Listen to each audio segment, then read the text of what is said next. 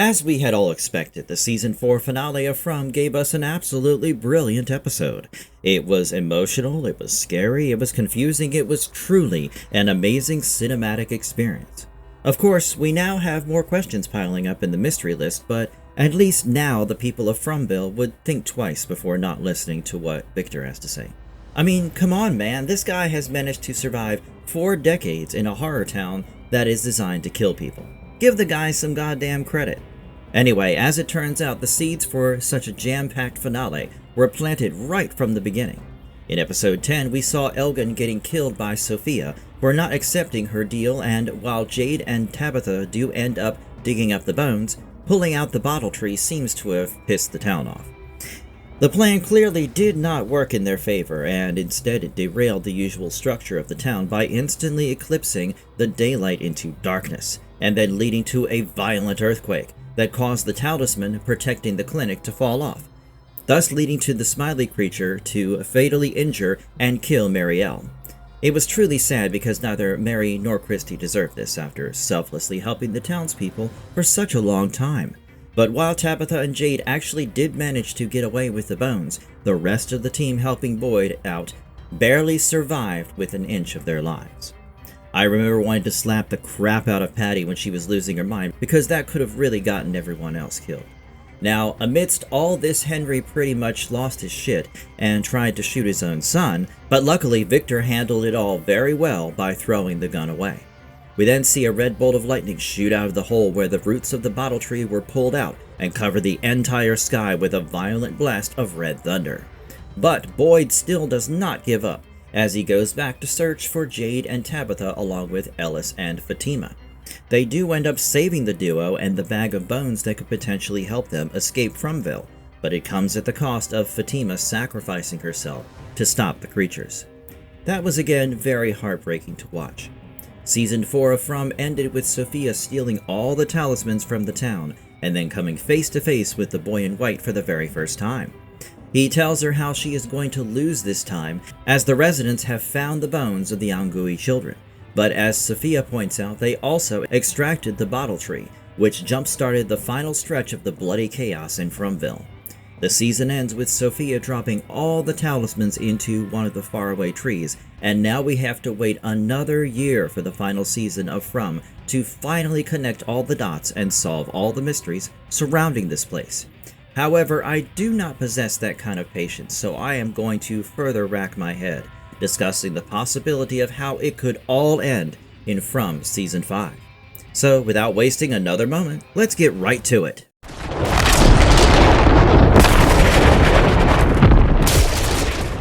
Boy in White and the Man in Yellow are clearly playing a game. While their interaction was super short, when the Boy in White told Sophia, aka the Man in Yellow, that she, or should I say he, is going to lose this time, it instantly implied that the Boy in White has not exactly been winning the game, albeit he has been feeling optimistic this time. And I am calling it a game because when the Man in Yellow met Tabitha outside the RV, he told her how he has played this game innumerable times. This game undoubtedly refers to Tabitha and Jade's reincarnation with every cycle of the township, where they come back into Fromville to try and stop the loop by freeing the Angui kids and helping everyone escape home. However, we also know that every time they have failed to defeat the Man in Yellow. Nobody knows how long this game has been on the run, but from the numbers we saw inside the lighthouse back in Season 1, the earliest date goes back to 1506. So far, every cycle has ended in a bloodbath and massacre, with either the monsters killing the residents or the Man in Yellow inducing a bloodbath where the people end up tearing each other apart. That is how he wins the game, and the cycle restarts every time. And because the dates we see inside the lighthouse do not really follow any definite pattern, it basically means that the cycle ends after all residents within it are dead. However, everything within Fromville is ritualistic in nature, so like Miranda's son Victor, who survived the cycle, it is possible that in order to keep playing the game, every son that Tabitha has in each reincarnation survives alone to keep the loop going. I think every son of Tabitha's reincarnation acts as a guide in each cycle, so that would make sense why Victor thinks Ethan needs to be prepared on how to survive alone in Fromville till the next set of people come in. In fact, I think according to the unsaid rules of this town, The guide cannot be killed because they would later help the new batch of residents to settle in and understand the town, so that they all stand a chance at winning the game and return home. This also feels like a whole good versus evil game at play, because if you think about it, Fromville is like an adventure board game, with the boy in white and the man in yellow acting as two opposing forces. While the boy in white has been trying his best to alert the residents and guide them to find their way out of Fromville, the man in yellow, on the other hand, has been actively trying to sabotage every progress being made by the people, be it by cutting their ropes, stealing their talismans, or making sure that these creatures kill the residents before they find a way out. In fact, when Tabitha went back to the real world, she saw the boy in white wave at her from a distance, and following that, she was led to the house where Miranda lived before coming to town. This basically means that the boy in white wanted Tabitha to bring Henry to Fromville, as he might play an important role in cracking the mystery. The show so far has established that whatever this dude is doing, he is doing it to help the residents get back home. But there is certainly some ancient history at play here, which connects the man in yellow to the boy in white. That is why when the latter loses, the board or the cycle resets in order to bring in new residents to the cursed town, while the monsters and the overall structure remains the same. Although I am not sure if Fromville will self-destruct if the boy in white wins this game. Maybe it restarts the cycle again, but in a different format or structure that would give the boy in white more power. I know this all sounds a bit too similar to the plot of Lost, but we know there has to be more to it. Whatever it may be, the final season has to give us back a story, or at least flashbacks, of what connects the boy in white and the man in yellow. Jim might make a comeback in the final season. Well, I genuinely believe that everyone who dies in Fromville remains trapped there forever, and that is why we see Father Katri appear again and again to guide Boyd from time to time. The only people whose souls make it out of there are that of Jade and Tabitha, as they are connected to the town, and as a part of its ritual, they are bound to come back and see that fallen tree in every reincarnation. I think Jim too is stuck inside the town after his death, because we see a freak incident of banging kitchen doors and utensils on the night that he was murdered by the man in yellow. Then again, we see him appear to Ethan in the woods, asking him to find the Lake of Tears, as it was important in saving the rest of his family. Lastly, in Season 4, a similar thing happened when an invisible ghost-like entity entered the Matthews house and slammed the kitchen cabinets, likely to make everyone feel its presence.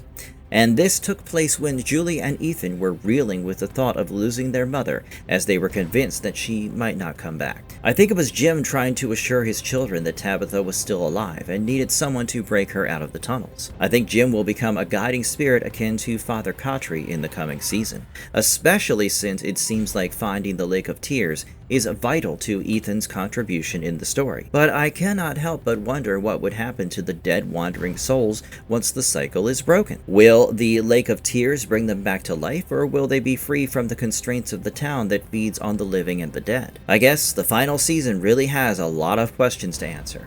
Finding the bones will not be enough. So we have gotten a very clear message that everything we see in Fromville is based on a ritual. This means what they do, when they do, and how they do it, everything matters. Even when Sophia uses her powers to unleash more chaos among the people in the town, she uses some form of blood ritual technique by chanting a few words or dropping her blood where it does not belong. That is how Sophia killed the pastor she came into the town with. That is how she woke Roger up from the dead. That is how she woke Roger up from the dead. That is how she manipulated Henry into believing that everything was a dream and he needed to kill Victor in order to wake up. That is also how she infiltrated Sarah's mind through the voices. That is how she bound herself to Clara so she could get her to do her bidding. That is how she escalated Fatima's transformation. And that is also how she killed Elgin when he refused to take her deal. So, of course, simply digging out the bones will not be enough for Tabitha and Jade. They would clearly need to figure out what to do next. With the talismans gone and the dangers increasing, it certainly will not be easy, but I genuinely think that the boy in white might finally start guiding them as to what they are supposed to do next.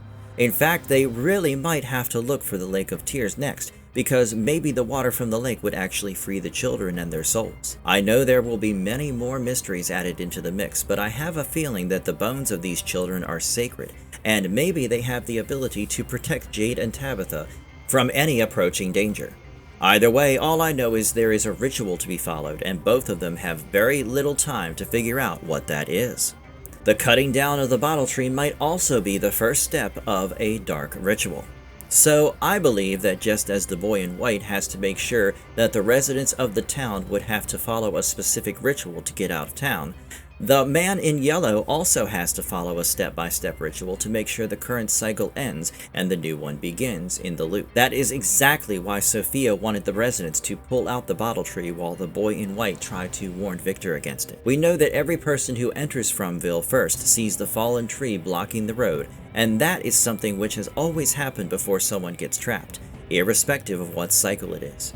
So is it really crazy to assume that the bottle tree and the fallen tree of the road are actually the same tree? Throughout the entire show, From consistently talks about cycles repeating themselves, as every generation gets a new pair of people who reincarnated again to try and solve the town's mystery. In that sense, Jade's plan to uproot the tree made it believable because this show is built around repeating cycles.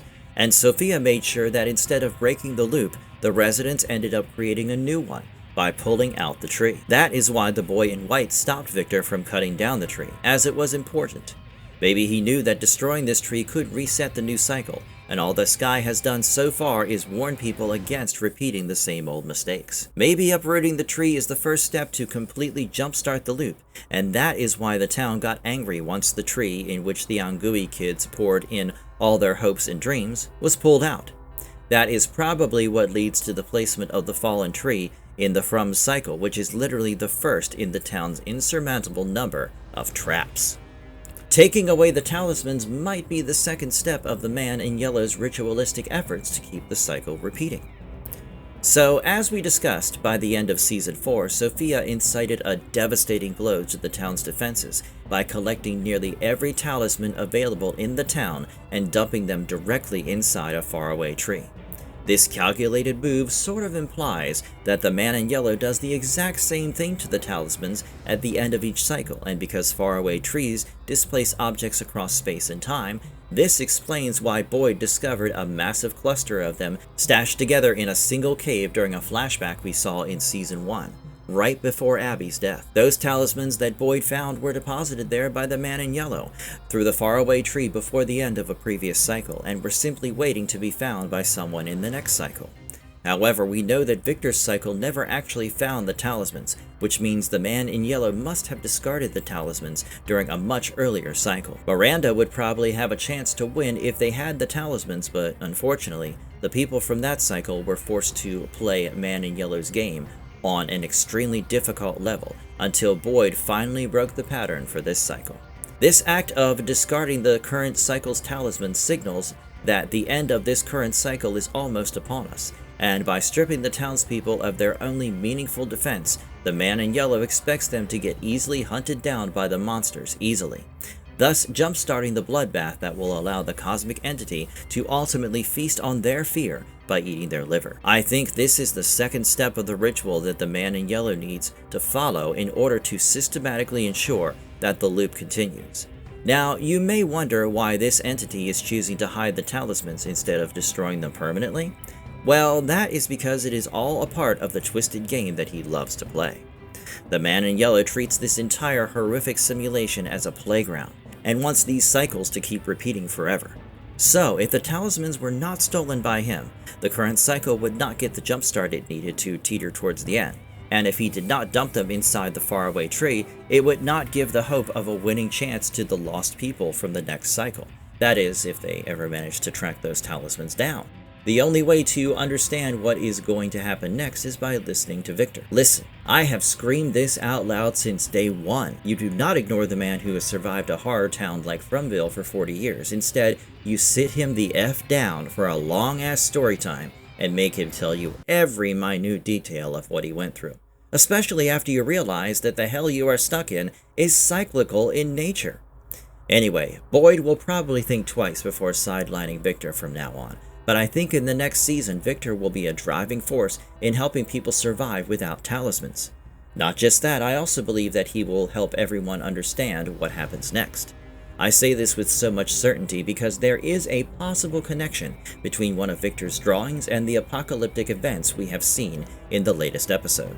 So in one of Victor's drawings, there was a landscape illuminated by a fiery red sky that looks a lot like the terrifying red lightning storm that erupted from the tunnels before fracturing the sky.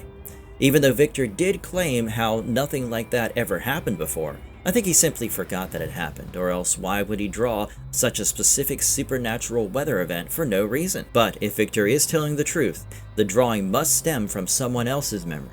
So maybe it was either drawn by Miranda, Eloise, or even the boy in white. We know Miranda had visions that drove her actions before her end, so she probably witnessed this red sky in a vision and described it to Victor, which made him draw it out. But what does the red lightning mean? Could it be pointing directly to the monolithic red spider-like entity that was drawn inside the caves? I am making this connection because this red lightning explicitly emerged directly from the very same caves before tearing upward into the sky, with the showrunners confirming that the final season will dive further into the spider lore and will adopt an internal endgame structure.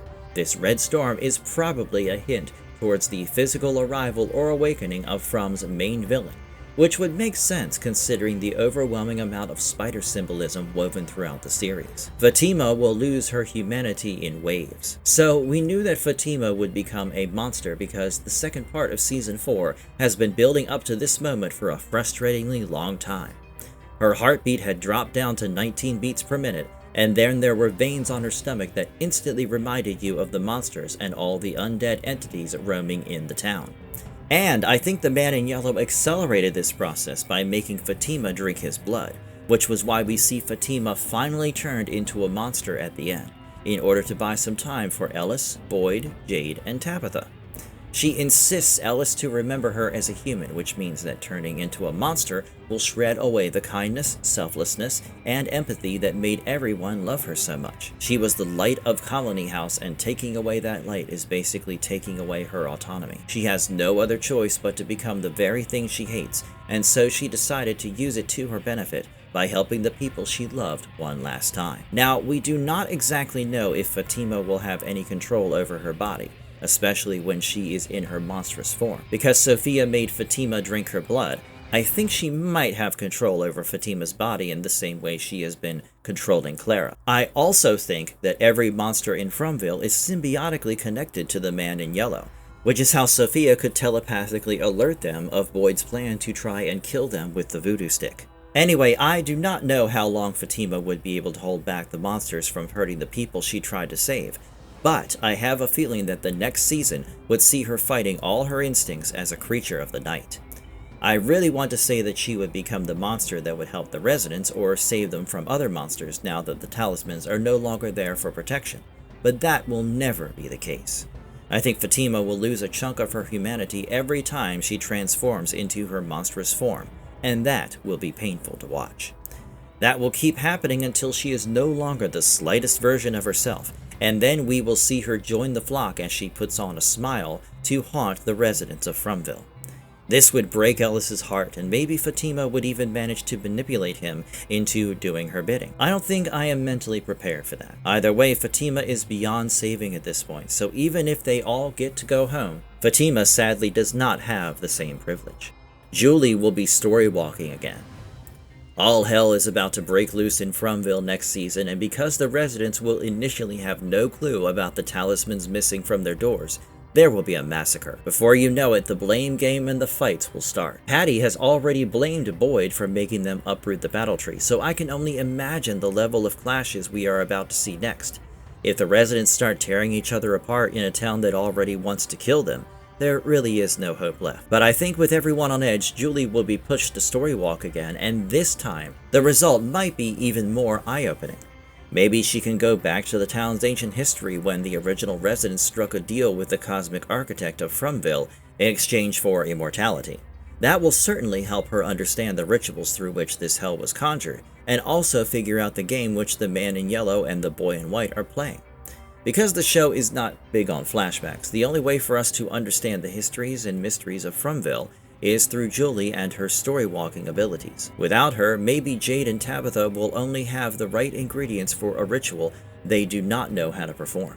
Maybe this time she could actually end up altering some of the events that have happened in order to give them an upper hand. In fact, I am still counting on her to save Jim before he gets murdered by the man in yellow. Having said that, I think during one of her story walking adventures, Julie is going to come across the girl who looks exactly like Sophia, as we see in the photo that Elgin found. This will help her figure out the real imposter and single her out to the townspeople. I sure hope Julie will stop smoking pot and actually overcome her fear to use her story-walking powers to learn more about the man in yellow, the ritual, and the structure of the town, because knowledge is the only salvation for them at this point. Well, that was my 2 cents on what we could expect from the next season. What are your thoughts and theories about From Season 5? Let us know in the comment box below.